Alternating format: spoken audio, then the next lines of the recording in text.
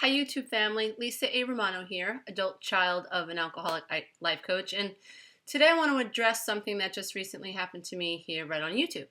So, as you guys may or may not know, I really enjoy when viewers leave me comments.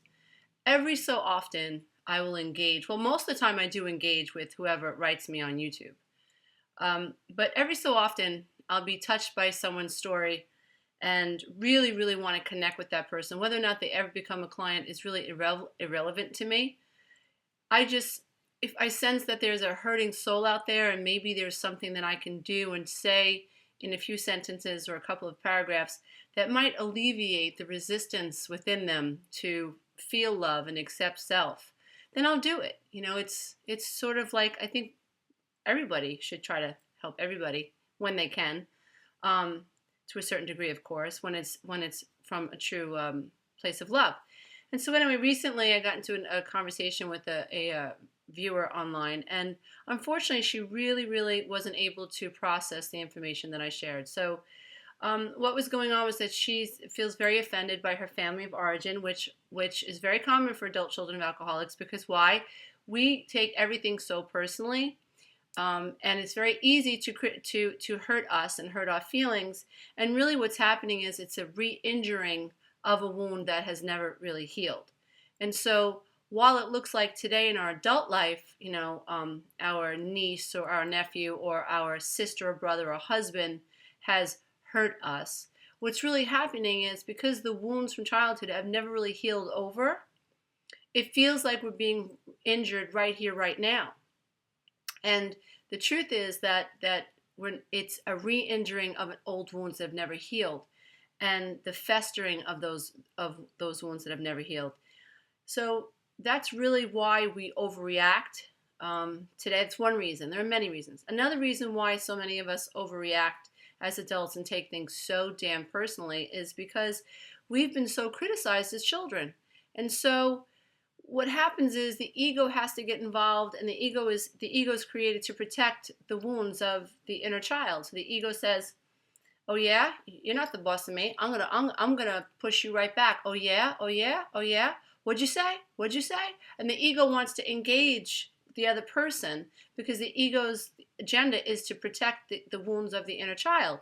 So until the being becomes really integrated and gets to a place of higher consciousness and gets to a point where he or she can say, it's okay how people feel about me. I'm not in control of how people feel about me.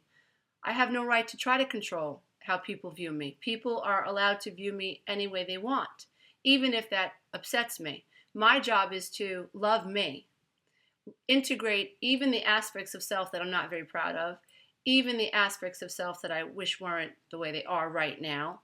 I need to love me no matter what. I need to give me unconditional love so that I can bestow that unconditional love and forgiveness to others.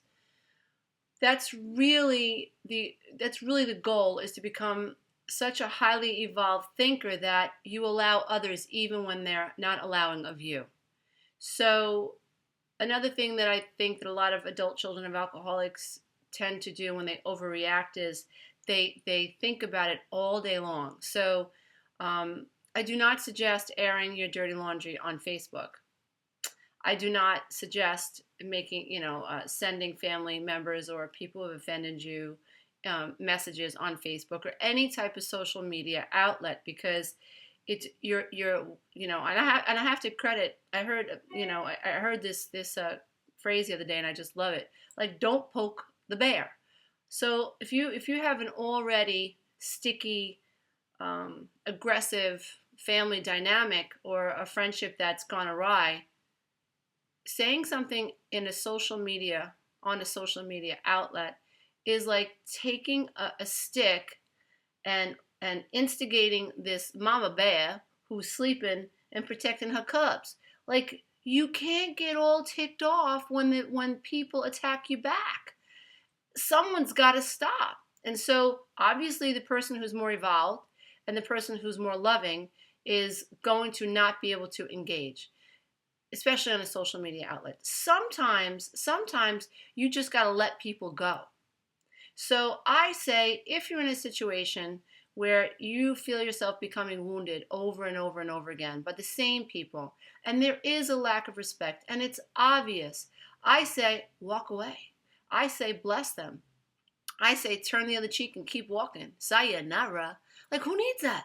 Who needs that? If you're a sensitive person and you're engaging with people who know you're sensitive and they're deliberately picking off your scabs, like, I know that there's an impulse like go back at them, but dear one, the longer you stay engaged in those types of relationships, the more you lose, the more you lose. And if you're battling narcissistic type people, they are built for this type of engagement. They're built to fight. They're built they're like what are they, the Energizer Bunny? Like, they're built to outlast you. You know, they don't have compassion or empathy for other people. And if you do, you're going to be lost because they're going to be harassing you or hurting you, and you're going to be bewildered by just the reality that they're able to hurt you so deeply. And so no contact is a really good idea.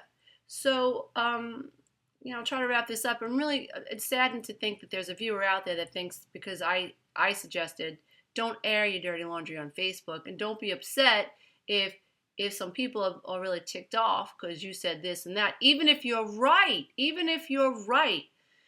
engaging in that way is inappropriate, and it's an antagonistic move. Even if you're right, dear one, it's an antagonistic move. If you have an issue with someone, use your guidance system, which is your emotional system. So what adult children of alcoholics and adult children of dysfunctional parents don't do is this. They don't use this beautiful internal guidance system, our chakra system, as the guidance system or the GPS that it was intended to be. So adult children get wounded and they stay stuck. So that's why in my coaching, my one-on-one coaching, and in my group coaching classes, one of the greatest strategies that I think facilitates change is my 1, 2, 3 strategy. Accept how you feel what you feel, and then step into number 3, which is decide what the hell you're going to do about it. So if you have a boss and he's aggressive and you're not getting anywhere and you don't like the job anywhere, get another job. Get another job. That's the 3rd step. Look for another job. Go to night school, learn another skill, set yourself up so eventually you can get out of that job. Lots of times adult children alcoholics don't feel like they know how to make the 3rd step, so they stuck. You're not happily married, your husband's abusive or your wife is abusive, and whatever the case may be, you see that you're teaching your children codependency and you want to get out, then get out. Take steps to get out. Seek counseling first, see if you can save your marriage, but if the other person's not going to change, get out. That's your 3rd step. You must become self-actualized. So the guidance system is intended for people like you and I who are highly sensitive, who are born to people who are insensitive, self-absorbed, all about them, woohoo, all about them, and don't understand that when they're criticizing us, they're wounding us. And so what we need to do is use that guidance system as adults. So when we bump up against people that treat us poorly, this is what we're supposed to think. She's pretty abusive, and it's always all about her. She calls me only when she wants something. And I notice that she tends to make fun of me when, it seems like she's trying to be funny, but she's, pushing a couple of my buttons that she knows those are my buttons, and she's pushing them anyway. Okay, you know what? I don't like the way I feel. 1, 2, accept how I feel. I'm going to accept that I don't like the way I feel. I'm going to accept that she's really ticking me off, and I'm finding her to be really abrasive right now. And I'm not liking the way I feel. Where do I feel that? My gut. I feel something like someone just kicked me in my stomach. Every time I look at her, I know she knows what she's doing. Okay, number 3, what am I going to do about it? You know what? I think it's time for me to step away from this relationship. I think it's time for me to reframe the way I see this girl. I thought she was like one of my best friends, She was like my sidekick, And now that I see these things, and now that my heart, my chakra system is telling me like something's up, I'm going to use it as a guidance. I'm going to say, thank you, Creator God, for instilling this guidance system in me. And I'm going to honor my badass self. And I'm going to love me and move away from this relationship. And I'm going to start moving towards relationships that feel better. And so, dear one, I so hope you're watching the person that I'm speaking about in this video. You know who you are. I hope you're watching. And I hope that you're able to hear the message in this format. Yes, your feelings are valid, but when people are cruel to you, it's our job to honor those feelings, love self enough, and walk away, or put up a boundary, or stop giving to those people. And we have to seal that energy off so that we're not feeling exhausted by these vampires, these energy vampires. And your feelings are valid. However, airing your dirty laundry on a social media outlet is antagonistic under any circumstances. And if you choose to do that, you got to pay the piper. My father didn't teach me a lot of things, didn't sit me down in his lap and teach me worldly lessons, but he used to say to me all the time, play and you will pay. So this is a cause and effect universe. You stick somebody, you tick someone off, you be passive aggressive in a social media way.